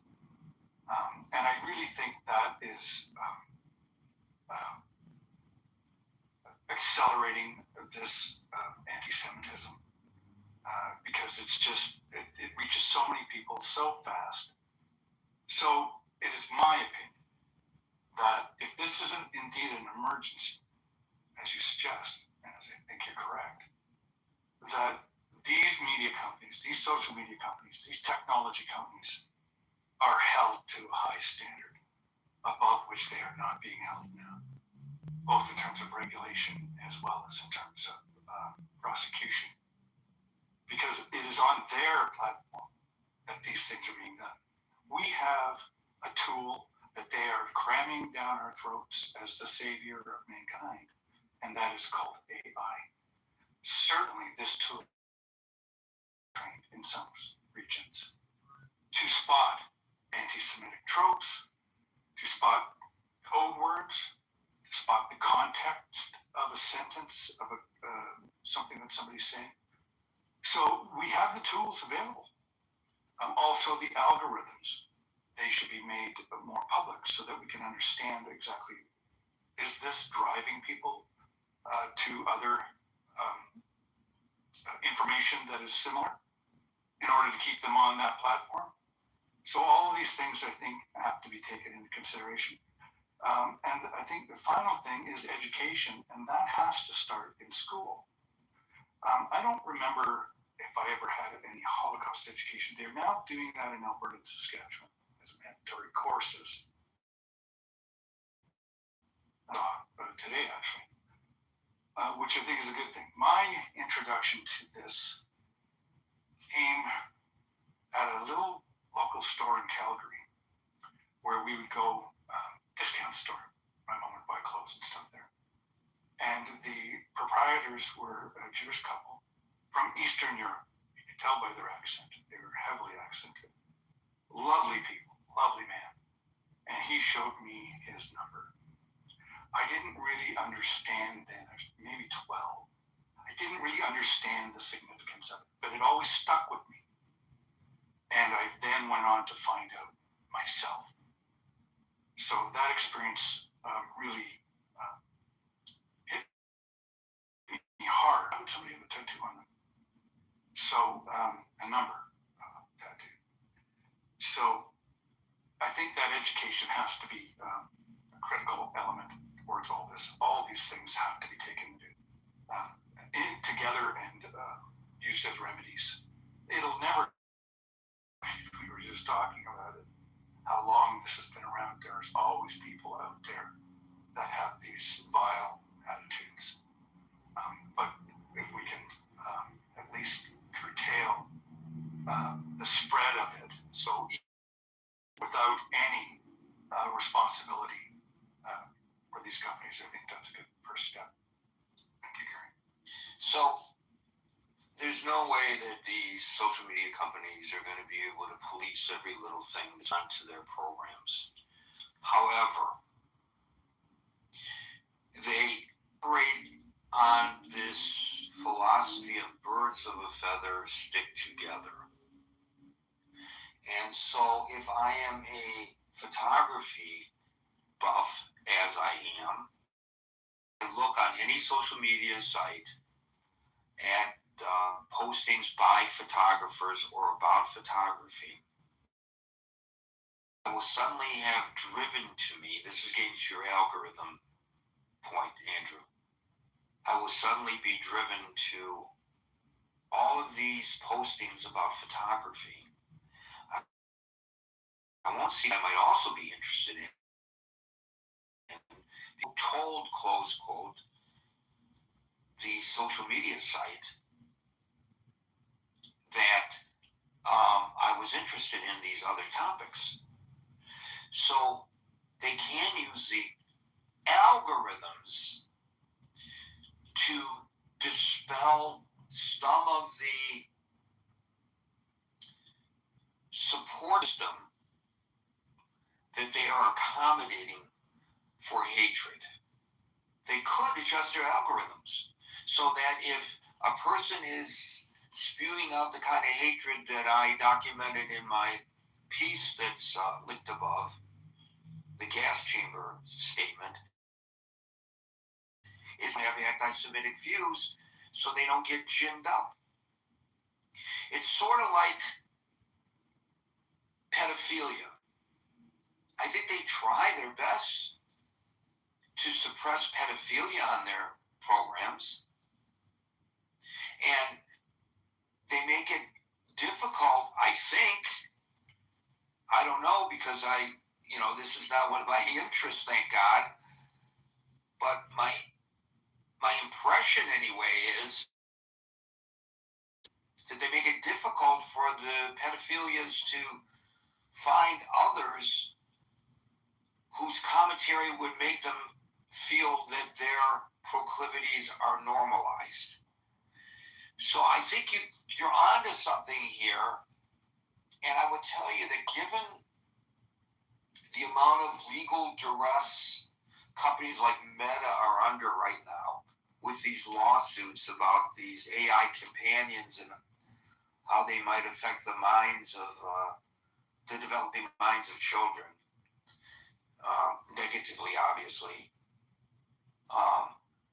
That if I were the head of one of these major social media programs, I would tell my extremely talented staff of developers to develop algorithms that dissuade people from sharing their views of hatred with other people who have similar proclivities. What do you think about that, Andrew? Do you think that's possible? I think that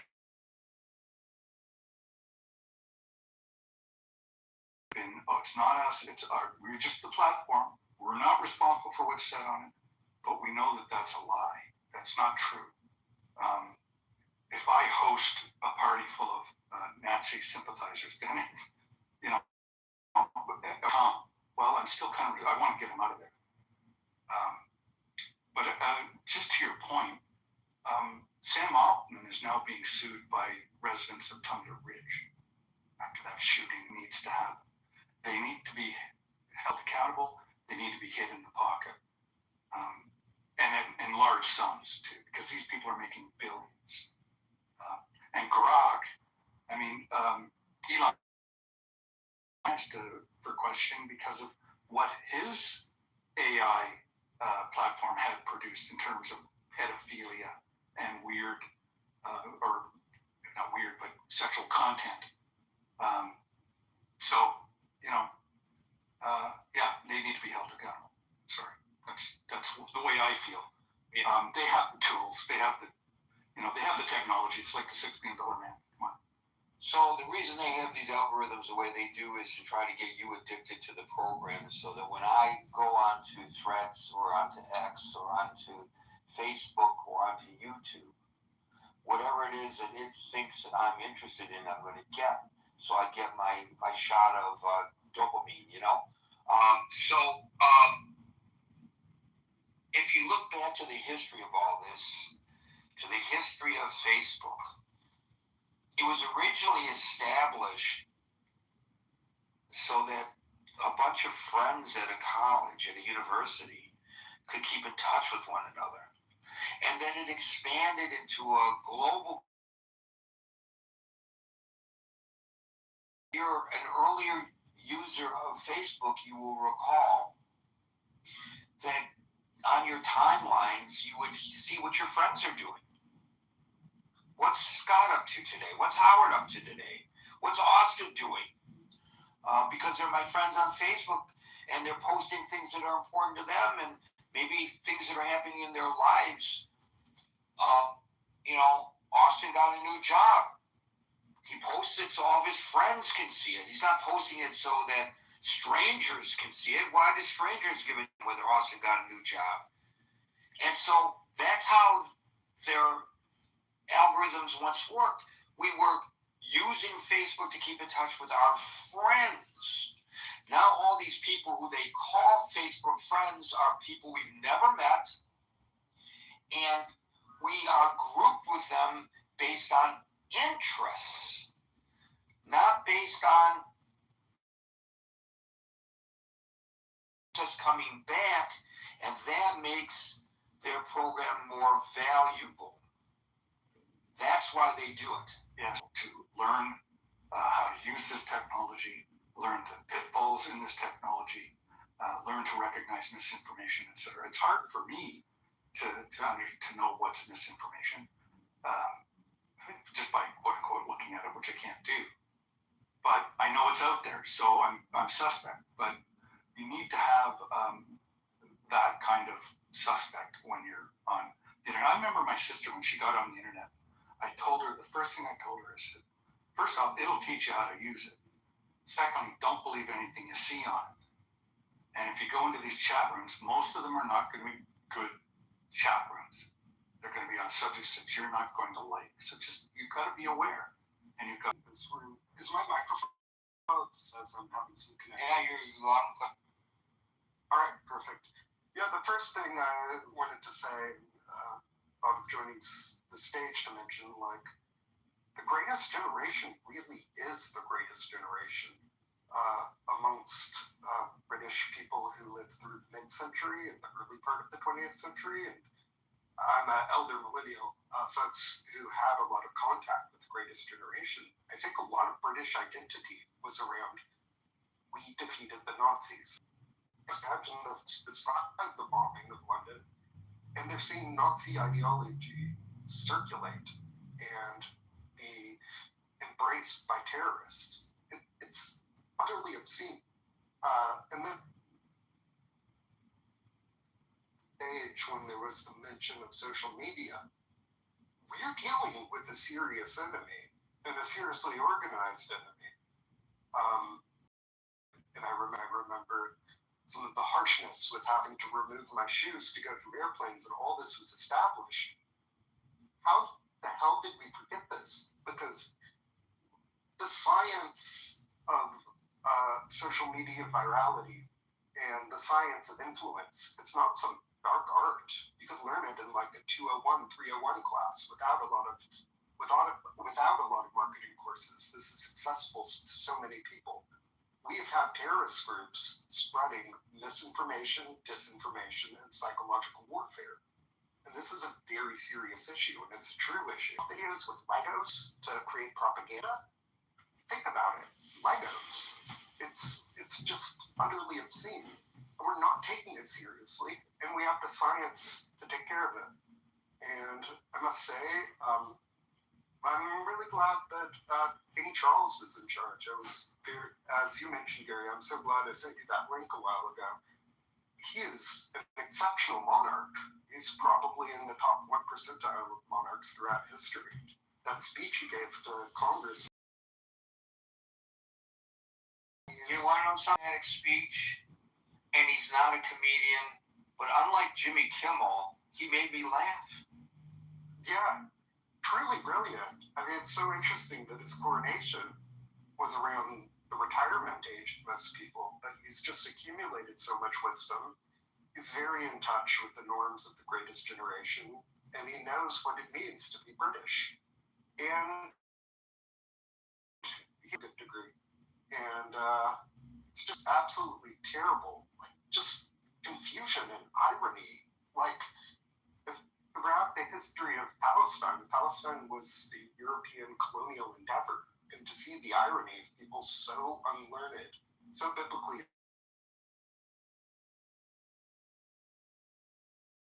of the ancient cities, or the ancient cities that were from Hebrew language and became Islamicized during various caliphates. It's just boggles my mind. But again, I guess it's a theme that keeps coming up. We're living a pick your own adventure book. We need to talk to our friends. We need to speak with the downtrodden and confused. And we need to elect leaders that are truly leaders and truly care. London, and I love grad school, and this is just deeply disturbing. Universities, I want to get more degrees very soon, and part of delaying was definitely that spring of hatred that popped up. And it's just so strange. Like I said, like, what happened? We developed all these plans during 9/11. Are there these contingency plans that were drafted then, and someone just threw away the paper files? What to do if there's co-option or psychological information?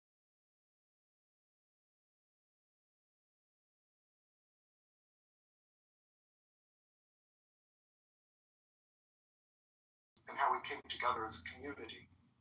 And I hope I'll find that again. Be really disappointed.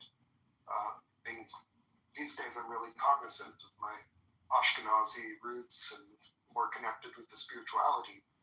I'll be really disappointed. I cringe every time I see headlines of anti-Semitism. It's antithetical to the purpose of a learned society. We need to avoid illiberalism and hell and scapegoating. We need to choose good leaders, and we need to make an impact locally. And I don't know how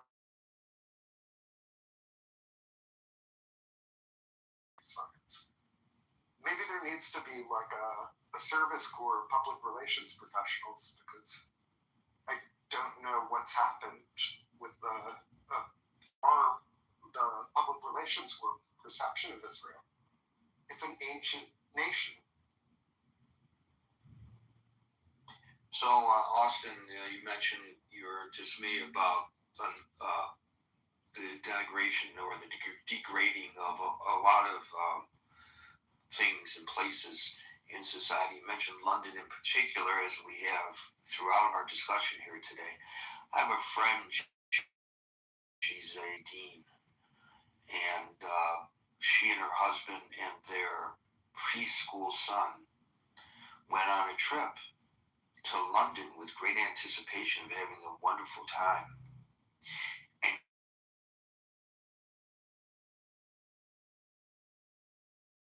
nervous the entire time they were there because of the atmosphere of the city. And they subsequently didn't have the time that they had anticipated when they went. So in London, I don't know what the situation is there. I haven't talked to her in depth about it, but she said that to me. So I know that's anecdotal, but they didn't feel comfortable in London. I don't know whether anybody ever said anything to them or anything, but whether there were nuanced things going on, but they just did not feel comfortable. I imagine the graffiti and posters from history. It's just unfortunate. And, I think King Charles will try to do something about it, and I hope the future of the monarchy embraces this wisdom that we saw with Charles and Elizabeth. Well, I will tell you, and it's not supposed to come from the king and the queen.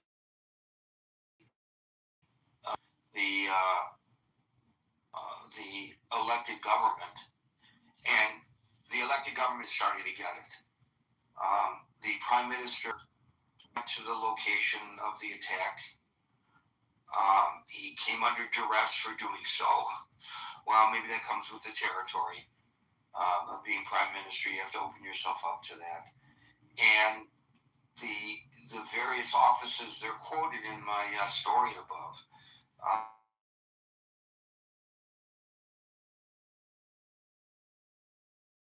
There's the British government's understanding, our government that is, of how serious a problem it is right now.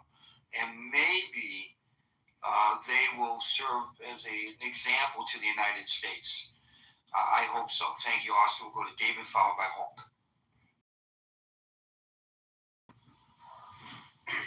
Yeah, another sobering topic, Gary, fortunately. There's so many issues that are raining down on the outcome of what we've seen in London and here in America. I enjoyed your article, although I didn't enjoy the content.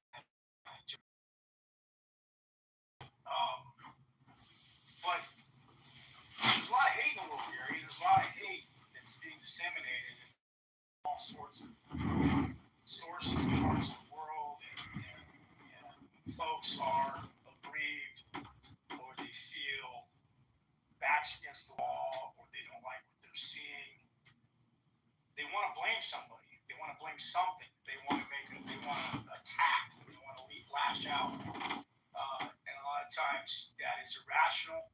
It's guttural. It's visceral, and it impacts minorities. It impacts the weakest in society, or the most vulnerably exposed to what it is they're perceiving as being the cause of the pain that they're seeing in the world today. I mean, God forbid, Gary, that this United States would produce such smart and sophisticated, or at least educated children that have to score well on these SATs and write these commanding essays to best their peers to get into these universities, to only then, as you put it, adopt these distinguished classmates in a rapid form of response to what they're seeing play out in the Middle East. But transpose that to a radical in London, somebody not able to really enjoy the West or have the opportunities that the West provides, and then that person, you know, I'm making the argument that a lot of the terrorism that London and UK grown terrorism by actual residents born in those countries. They're not from another part of the world coming to London per se, although there are examples of that. But they're people who grew up with these ideas toward the West and toward the very country that they're allowed to live in and have these freedoms. And so, you know, we want answers, we want remedies, we want solutions for the problems and the pain and the stuff that we're involved with as a government, and particularly when there's military and arms involved and mass destruction of buildings and people and life, limb and property. And you know, nobody wants to sit down and have a dialogue about, okay, well, how did we get here? You know, there's many arguments and articles given obviously about the Iran war and, you know, the genesis of all these issues. And you know, we can pinpoint that the oil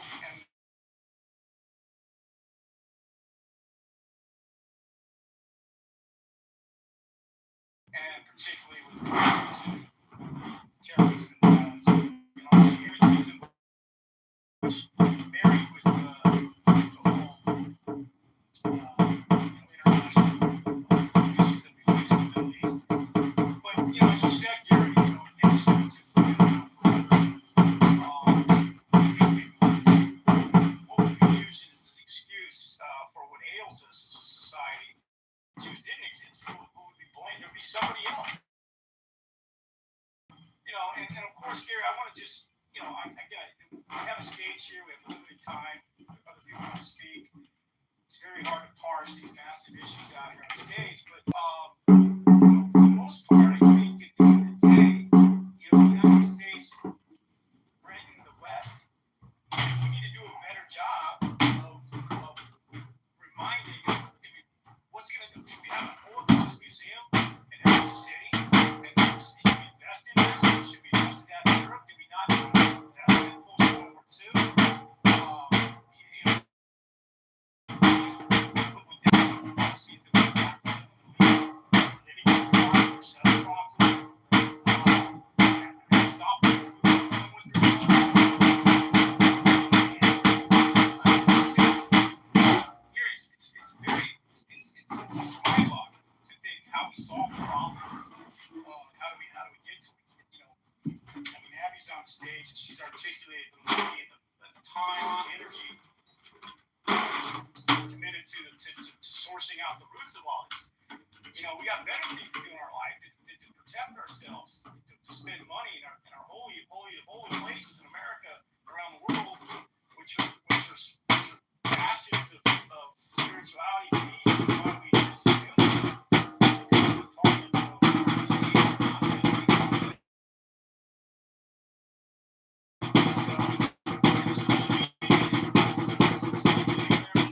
technology piece that is leveraged by the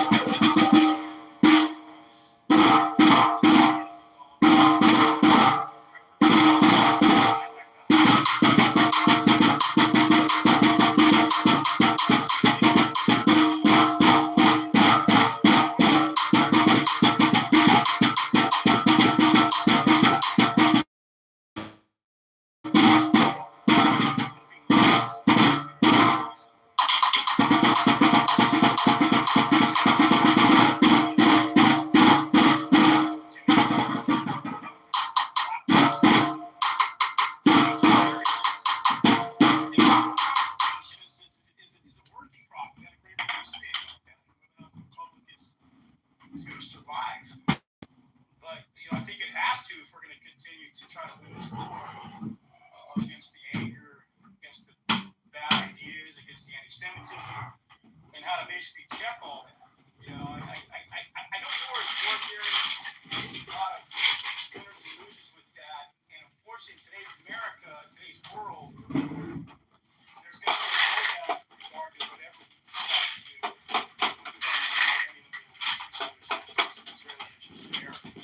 Keep them safe and to keep the Jew state. As long as somebody don't worry about it, it was the Supreme Court, and I don't want to kid you much. Until my country that your political enemies may not agree with you want to bad omens for you. And that can somehow be married as well with how Israel is as well, because they are part of that tradition of having to fight for their. I think if the road rights there, then we got not necessarily support rights over here. So I think the whole nation has to somehow get its arms around. I don't want too long politics itself, but you know, a lot of that is.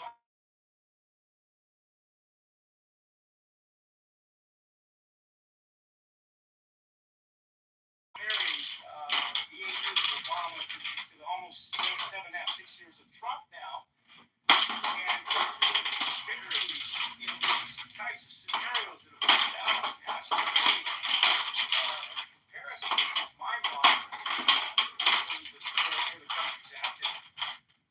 So Gary, I really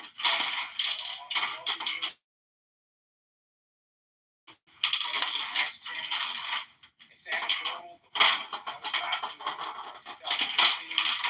I was visiting a British friend of mine who was wedding. He was seeing anybody, and I wasn't walking on the street.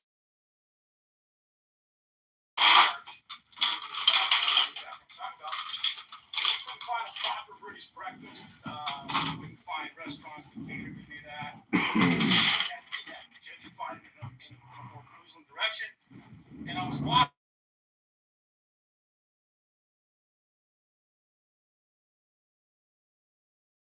Buddy goes, hey, mate, get over here on the sidewalk, mate. And it was irrational. I kind of said, hey, mate, you're out of control here. But are we? Are we out of control? On the stage today. I appreciate the room. Thank you. Actually, if he was speaking in British English, he would have told you to get onto the pavement rather than the sidewalk. I didn't realize that, but the Brits call the sidewalk the pavement. You and I live on the street. Gary Baumgarten's room must have drained him of all his dopamine today. He was claiming that America is going fascist. Dan, this conversation has been fast. We can do for you. What do we? Well, the Substack today's Substack posting refers to our discussion today. No, I can reach out to him. As long as you stay on the topic. What is good for him or evil, what will benefit his life or endanger in the body of man and in the body's fundamental alternative in the universe, existence or non-existence. Thank you for that, Hulk. I think if you cross post, you'll get Action is not a... With regard to the United Kingdom, What was the numbers over like the past 3 months? No, it was derived from conceptual knowledge. Knowledge automatically. Man's actions and survival require the guidance of conceptual. But the fundamental alternative of its existence remains a disease condition. But the fundamental alternative of its existence. So, no, after you know that I trusted you. Countries, the rivers will run with blood. There will be blood all over London, and all of the polite talk in the United States laughed at him and said that was paranoid. But Enoch Powell has proven to be right. Now, for people that are in the United Kingdom right now,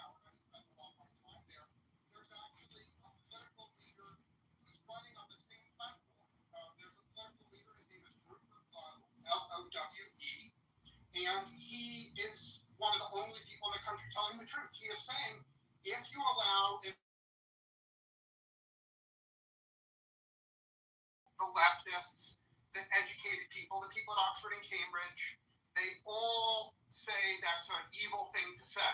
They never say it's not true. They just say it's evil. It's one of those truthful things that's considered evil in polite society. Not only is it considered evil in polite society, it's considered evil in polite society in Michigan. In fact, if you make that speech at the University of Michigan, you're likely to get beaten up because telling the